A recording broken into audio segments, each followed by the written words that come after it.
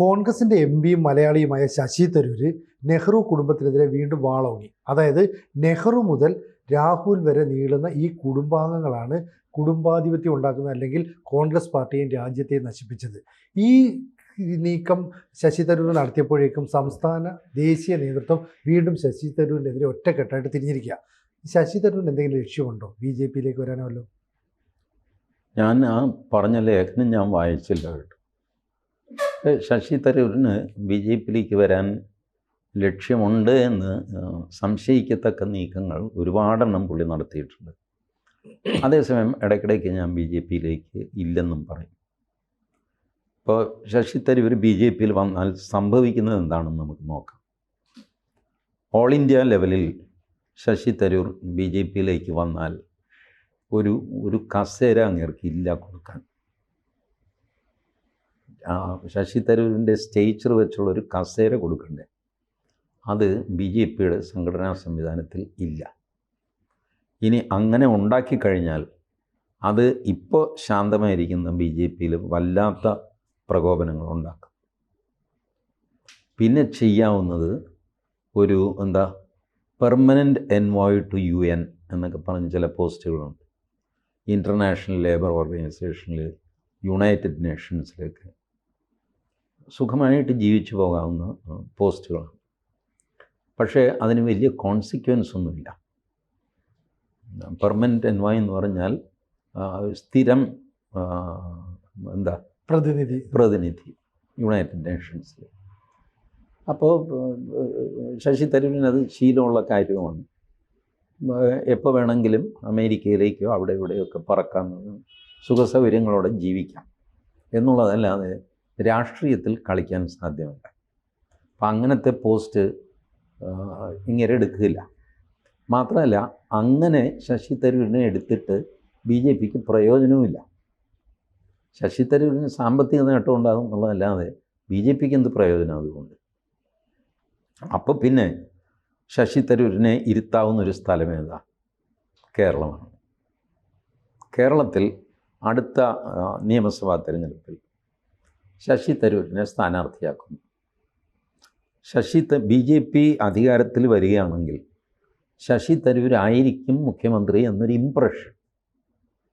കൺഫർമേഷനൊന്നും കൊടുക്കില്ല party, but പൊതുരംഗത്ത് ഇങ്ങനെ ഒരു ചർച്ച നടന്നുകൊണ്ടേയിരിക്കും. ഇവരധികാരത്തിൽ വരികയാണെങ്കിൽ, ഏതായാലും അവർ വരാൻ പോകുന്നില്ലല്ലോ, അല്ല വരുന്നില്ല, പക്ഷേ വരികയാണെങ്കിൽ ഇങ്ങനെയാണെന്ന് പറഞ്ഞിട്ട് അപ്പോൾ ഒരു ബൂസ്റ്റ് മൊത്തത്തിൽ BJP-ക്ക് കിട്ടും. അങ്ങനെ ഒരു ചാൻസ് ശശി തരൂരിനുണ്ട്. കാരണം കേരളത്തിലെ BJP-യിൽ ഇപ്പോൾ ശശി തരൂർ വേണ്ട എന്ന് ധൈര്യമായിട്ട് പറയാൻ തൻ്റെ ഇടമുള്ള 2 പേരേ ഉള്ളൂ. ഒന്ന് സുരേഷ് ഗോപിയും ഒന്ന് രാജീവ് ചന്ദ്രശേഖർ. അവർക്ക് ധൈര്യമുണ്ട് കേന്ദ്രത്തോട് പറയാൻ, ഇയാൾ വേണ്ട, ഈ കോൺഗ്രസ്സുകാരുടെ ചുവന്ന് നടക്കാൻ ഞങ്ങൾക്ക് പറ്റില്ല എന്ന് പറയും. ബാക്കിയുള്ളവരൊക്കെ മീക്ക് ആൻഡ് സബ്ഡ്യൂഡാണ് കേരളത്തിലെ പാർട്ടി. ശശി തരൂർ വന്നാൽ അങ്ങ് വളരെ നിസ്സഹായരായിട്ട് നോക്കി നിൽക്കും. ഇതാണ് അവസ്ഥ. മാത്രമല്ല, കേന്ദ്രത്തിൻ്റെ തീരുമാനം അതാണെന്ന് പറഞ്ഞു കഴിഞ്ഞാൽ everybody will fall in line immediately. പക്ഷേ ഇത് ചെയ്ത് ഈ ഒരു ഫോർമുല ഇവരുടെയും കൂടെ അംഗീകാരത്തോടെ സുരേഷ് ഗോപിയും രാജീവ് ചന്ദ്രശേഖറും സമ്മതിച്ച് ചെയ്യുകയാണെങ്കിൽ ഒരു പക്ഷേ അതൊരു ഓപ്ഷനാണ് ശശി തരൂരിനെ കേരളത്തിൽ BJP-ക്കാരനായിട്ട് പ്രൊജക്റ്റ് ചെയ്യുക. ബട്ട് ആ സമയത്ത് സംഭവിക്കാൻ സാധ്യതയുള്ള വേറൊരു കാര്യം, ഇപ്പോൾ അമിതമായ ലാളനയാണ് മാധ്യമങ്ങൾ ശശി തരൂരിന് കൊടുക്കുന്നത്. ഇപ്പോഴല്ല, എക്കാലത്തും മാധ്യമങ്ങളുടെ ഡാർലിംഗ് ആയിരുന്നു ശശി തരൂർ. മാധ്യമങ്ങൾ ഓടിക്കൂടുകയും, തെറ്റായ രീതിയിലല്ല, പൊതുവെ വനിതാ മാധ്യമ പ്രവർത്തകർ നല്ല റിലേഷനാണ്. അതിനൊരു മോശം അർത്ഥം കൊടുക്കരുത് കേട്ടോ. But he has got that മീഡിയയെ അട്രാക്റ്റ് ചെയ്ത് കൂടെ നിർത്താനുള്ള ഒരു കപ്പാസിറ്റി ശശി തരൂരിനുണ്ട്.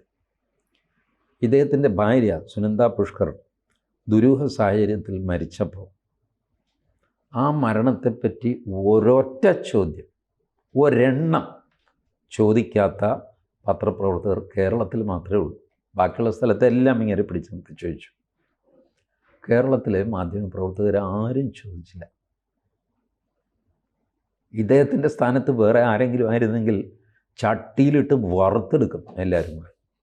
ബട്ട് ശശി തരൂരിന് ഒന്നും ഒരു ചോദ്യം ചോദിച്ചില്ല.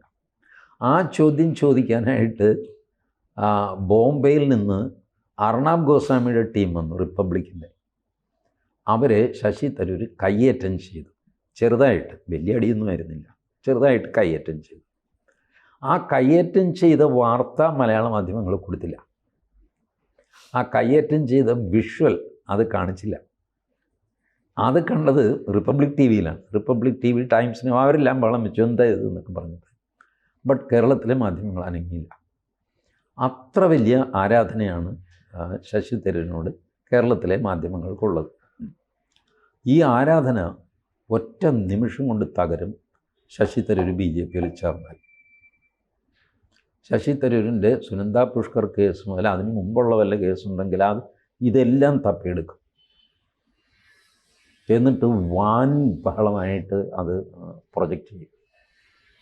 ഇങ്ങനെ സംഭവിക്കുകയാണെങ്കിൽ, ശശി തരൂർ BJPയിൽ ചേർന്ന് കേരള പൊളിറ്റിക്സിൽ കളിക്കുകയാണെങ്കിൽ, സിനുജി ആലോചിച്ച് നോക്ക്, ഈ ഉണ്ണി ബാലകൃഷ്ണൻ്റെ സർജിക്കൽ സ്ട്രൈക്ക് ഉണ്ടല്ലോ, അതിലിപ്പോൾ ഏകദേശം 2 മിനിറ്റിൽ 1 തവണ വെച്ചാണ് പുള്ളി അങ്ങോട്ടും ഇങ്ങോട്ടും നടക്കുന്നത്. ഈ സംഭവം നടന്നു കഴിഞ്ഞാൽ പുള്ളി മിനിറ്റിൽ 4 തവണ വെച്ച്, ഞാൻ ശ്രദ്ധിക്കാറുണ്ട്, ക്യാമറ പുള്ളിയുടെ പുറകെ ഓടുക. അപ്പോൾ പുള്ളി പോയി അപ്പുറത്തെ ഞാൻ മറിഞ്ഞു വീഴുമെന്നുള്ള, അങ്ങോട്ട് വരെ പോയിട്ട് ബ്രേക്ക് ഇട്ട് നിന്ന് പിന്നെ തിരിച്ചിങ്ങോട്ട്. അതാണ് സർജിക്കൽ സ്ട്രൈക്ക് എന്ന് പറഞ്ഞു കഴിഞ്ഞാൽ. പുള്ളിയുടെ ഈ വെടികൊണ്ട പന്നിയെ പോലെയുള്ള ഈ പാച്ചിലാണ്.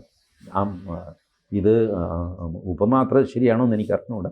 ഞാൻ അദ്ദേഹത്തെ പന്നിയോട് വെടികൊണ്ട പന്നിയെ പോലെ എന്ന് പറയുന്നത് നമ്മളിങ്ങനെ പാഞ്ഞു പോകുന്നു. ഇതുപോലെ പായയാണ്. ആ പായലിൻ്റെ സ്പീഡ് വളരെ കൂടും. സർജിക്കൽ സ്ട്രൈക്ക്, കവർ സ്റ്റോറി പറയാതെ വയ്യ, അവർക്ക് പിന്നെ തീരെ വയ്യ. അപ്പോൾ അങ്ങനെ ഇവരെല്ലാം കൂടെ ചേർന്നിട്ട് ഈ മനുഷ്യനെ എടുത്തിട്ട് അലക്കാൻ തുടങ്ങും. ഇത് മാനേജ് ചെയ്യാനുള്ള സാമർഥ്യവും ഇങ്ങർക്കുണ്ട്, ശശി തരൂരിനുണ്ട്.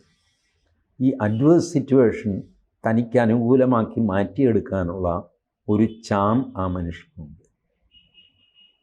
ഇപ്പം എനിക്ക് ഈ സുനന്ദ പുഷ്കർ കേസിൽ നിന്ന് ഒരു മിസ്ചീഫ് വഴിക്കാണ് അങ്ങേര് ഊരിയതെന്ന് ഇപ്പോഴും ഞാൻ വിശ്വസിക്കുന്നു. ഒരുപാട് മിസ്ചീഫ് അതിനകത്ത് കളി നടന്നിട്ടുണ്ട്. But still I admire his capacity of political manoeuvring. അത് നമ്മൾ സമ്മതിക്കണ്ടേ. ഇത്രയും പൊളിറ്റിക്കൽ മാനോവറിങ് കളിച്ചിട്ടുള്ള 2 പൊളിറ്റീഷ്യൻസ് പിന്നെ ഉള്ളത് പി ചിദംബരവും പിന്നെ മരിച്ചുപോയ അരുൺ ജെയ്റ്റ്ലിയും. അവരിതുപോലെ അരുൺ ജെയ്റ്റ്ലി നമുക്ക് 35 വർഷം ഇന്ത്യൻ പൊളിറ്റിക്സിലുണ്ടായിരുന്നു. ഒരു അഴിമതി ആരോപണം അരുൺ ജെയ്റ്റ്ലിയെ പറ്റി വന്നിട്ടില്ല. ആരോപണം വരണ്ടേ. ഏത് പ്രതിപക്ഷവും ഭരണകക്ഷിയെ പറ്റി ചുമ്മാ ആരോപണം ഉന്നയിക്കുമല്ലോ. അതെ. ബട്ട് അരുൺ ജെയ്റ്റ്ലിയെ പറ്റി ആരോപണമില്ല. അതാണ് രാഷ്ട്രീയത്തിൽ മെയ്വഴക്കമാണോ? അപ്പോൾ ചിദംബരം ഇതുപോലെ എവിടെ ഇട്ട് കഴിഞ്ഞാലും 4 കാലിൽ വീഴുന്ന അതിസാമർഥ്യമുള്ള ചെട്ടിയാരാണ് ചിദംബരം. ശശി തരൂർ അത്രയൊന്നും ഇല്ലെങ്കിലും അവരുടെ വഴിയിലൂടെ സഞ്ചരിക്കാൻ ശ്രമിക്കുന്ന ഒരു മിടുക്കനാണ് ശശി തരൂർ. അപ്പോൾ ഈ ഓപ്ഷൻസൊക്കെ ഇരിക്കുന്നു. ബട്ട് ഈ ഒറ്റ ലേഖനം കൊണ്ട് ഇതെല്ലാം സാധിക്കും എന്ന് ഞാൻ കരുതുന്നില്ല. ഒരുപാട് ഗ്രൗണ്ട് വർക്ക് ചെയ്യേണ്ടി വരും. BJPയും ഈ നമ്മൾ വിചാരിക്കുന്ന പോലെ ഭയങ്കര സ്ട്രോങ് കോട്ട പോലത്തെ ഒരു പാർട്ടിയാണ് BJP. BJPയിലേക്ക് ചുമ്മാ പോയി ആർക്കും ചേരാൻ പറ്റും, അത്രയേ ഉള്ളൂ. ചേർന്നു എന്ന് വാർത്തയും വരും, ദാറ്റ് ഇസ് ഓൾ. എത്രയോ പേര് BJPയിൽ ചേർന്നു. ഇവരൊക്കെ ചേരുന്നുണ്ട്. പക്ഷെ അതിനപ്പുറത്തേക്കൊരു സ്റ്റെപ്പ് അവർക്ക് വയ്ക്കാൻ പറ്റില്ല. ഈ കോട്ട ഭേദിക്കാൻ പറ്റില്ല. അങ്ങനെ കെട്ടുറപ്പെന്നാണോ അതിന് പറയേണ്ടത്, ഇരുമ്പ് മറയെന്നാണോ പറയേണ്ടത്, എന്ത് വാങ്ങിക്കോട്ടെ, ആ സാധനമുള്ള ഒരു പാർട്ടിയാണ് BJP. വെറുതെ അങ്ങോട്ട് ചെന്ന് അതിനകത്ത് ആളാവാൻ പറ്റില്ല. അവർ വിചാരിക്കാതെ ഇത് നടക്കില്ല. അവരെത്ര കണ്ട് വിചാരിക്കും, അതിനുള്ള തടസ്സങ്ങളൊക്കെയാണ് ഞാനീ പറഞ്ഞത്. പിന്നെ എന്തിനാണ് ഈ നെഹ്റുവിനെയും രാഹുലിനെ ഇത്ര കുറ്റം പറഞ്ഞു നടക്കുന്നത്? അല്ല, അത് നെഹ്റുവിനെയും രാഹുലിനെയും കുറ്റം പറഞ്ഞു കഴിഞ്ഞാൽ ഇപ്പോൾ കേരള രാഷ്ട്രീയത്തിൽ ഒരു ചലനം സൃഷ്ടിക്കാൻ സാധിക്കും. അതിൽ നിന്നാണല്ലോ നമ്മുടെ ചർച്ചയുടെ തുടക്കം. അതെ. കോൺഗ്രസുമായിട്ട് അകലുന്നു എന്നുള്ളതിൻ്റെ അടയാളമായിട്ട് അദ്ദേഹം എഴുതിയ ലേഖനമാണത്. ഇത് 2 ദിവസം കഴിയുമ്പോൾ ഞാൻ അങ്ങനെയല്ല ഇങ്ങനെയല്ല എന്നൊക്കെ പറഞ്ഞ് മാറ്റി പറയാൻ ശശി തരൂരിനെ അറിയാം, ജസ്റ്റിഫൈ ചെയ്യാൻ അറിയാം. അത് പോട്ടെ എന്ന് വിചാരിക്കാൻ കോൺഗ്രസ്സിനും അറിയാം. കാരണം കോൺഗ്രസ്സിന് ഈ അവസ്ഥയിൽ കേരളത്തിൽ വേറൊരു റിവോൾട്ട് താങ്ങാനുള്ള ആരോഗ്യമില്ല. പഞ്ചായത്ത് കോർപ്പറേഷൻ തിരഞ്ഞെടുപ്പ് വരുന്നു, അതിന് തൊട്ട് പിന്നാലെ നിയമസഭാ തിരഞ്ഞെടുപ്പ് വരുന്നു. ഈ സമയത്ത് ശശി തരൂരിനെ പാർട്ടിയിൽ നിന്ന് പുറത്താക്കുക, അപ്പം അങ്ങനെ ഒരു പ്രസ്താവന ഇറക്കി അതിന് മറുപടി കൊടുക്കുക, ഇങ്ങനെയൊക്കെ ആയിട്ട് ഒരു ബഹളം കോൺഗ്രസ്സിന് താങ്ങാൻ പറ്റില്ല. അതുകൊണ്ട് ശശി തരൂർ ഒന്ന് കണ്ണടയ്ക്കുന്നത് കൊണ്ട് കഴിഞ്ഞാൽ കോൺഗ്രസ്സിനും കണ്ണടയ്ക്കും. വോട്ട് ഒരു ലേഖനം അതൊന്നും സാരമില്ല, അങ്ങനെ വിട്ടുപോകാനും മതി. ഇതൊക്കെ ശശി തരൂരിൻ്റെ ഉള്ളിലെ പൊളിറ്റിക്സ് പുറത്തു വരുമ്പോൾ നമുക്കറിയാം ഇതിനൊക്കെ വേണ്ടിയിട്ടായിരുന്നു ഈ നിലമൊരുക്കിയത്. അതുവരെ നമുക്കും ഇങ്ങനെ സ്പെക്കുലേറ്റ് ചെയ്യാം എന്നുള്ളതല്ലാതെ വേറെ അതിനകത്ത് കാര്യമില്ല. അപ്പോൾ ശശി തരൂർ BJP വരണം, പക്ഷേ പേടിയുണ്ട് താനും, അങ്ങനെയും കൂടെ പറഞ്ഞൂടെ മാധ്യമങ്ങളുടെ ഒരു ആക്രമണത്തെ? അതിന് പേടിയല്ല, അതുകൊണ്ട് എന്ത് പ്രയോജനം ഉണ്ടാകും എന്നുള്ള ആശങ്കയാണ്. പേടിയൊന്നും ആർക്കുമില്ല, ശശി തരൂരിനും ഇല്ല, BJPക്കും ഇല്ല, പേടിക്കേണ്ട കാര്യമൊന്നും. ബട്ട് ഈ ഒരു എൻട്രി, ശശി തരൂരിൻ്റെ എൻട്രി BJPക്ക് ഗുണം ചെയ്യുമോ ദോഷം ചെയ്യുമോ,